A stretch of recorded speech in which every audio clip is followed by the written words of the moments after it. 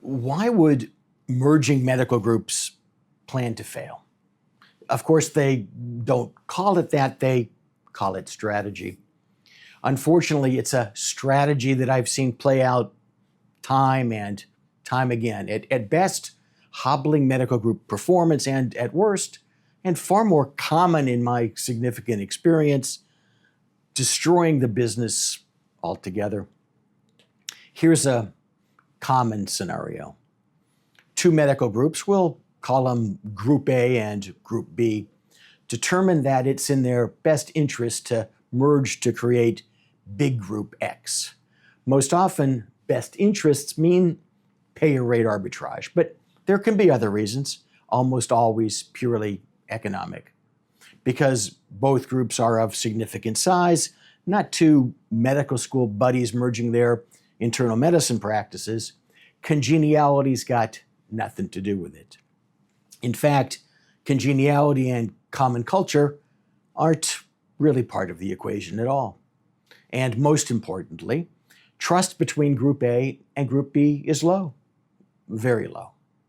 As a result, and although they create a structure that allows the resulting Big Group X to become a single, legal, financially integrated entity, they create a governance structure that preserves the shadow identity of Group A and Group B through what essentially become Division A and Division B.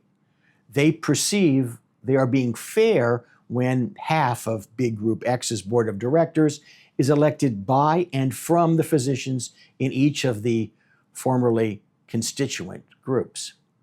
There are, of course, variants of this structure, but they all involve a significant element of institutionalizing the separateness of the divisions.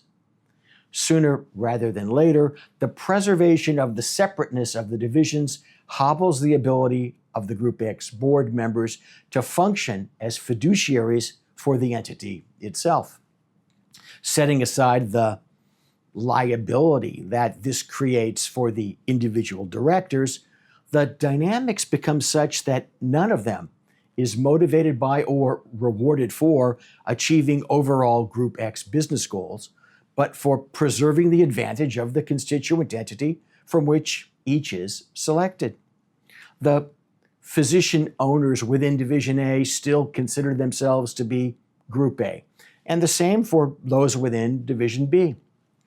Psychologically, they never wanted to actually merge, they just wanted to be able to capture higher payer rates or expand their footprint or gain some other economic advantage. Over time, the management of Group X becomes strained.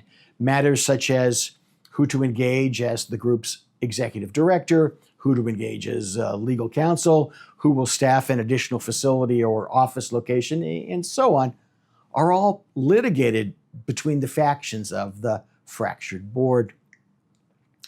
The group marriage, which was thought to be of economic convenience for all concerned, becomes a marriage of inconvenience from which Division A and Division B members seek refuge back into Group A and Group B.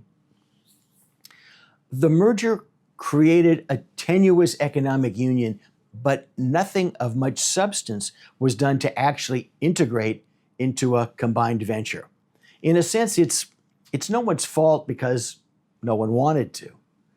As with the analogous human marriage, the group marriage is far more expensive to take apart than it was to enter into.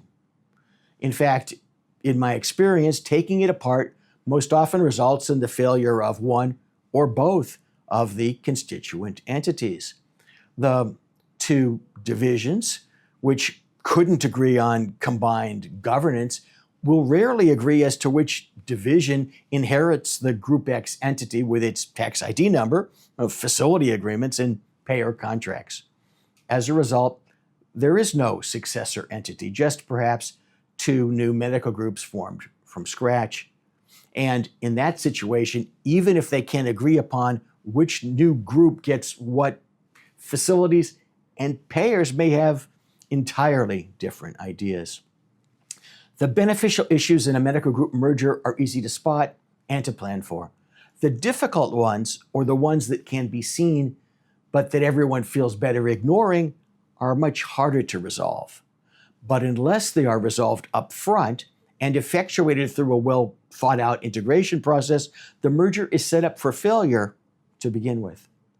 For groups which made these mistakes yet are still operating, there may still be time for the necessary corrective action. Time, though, is not on your side. Survival requires diagnosis and treatment now.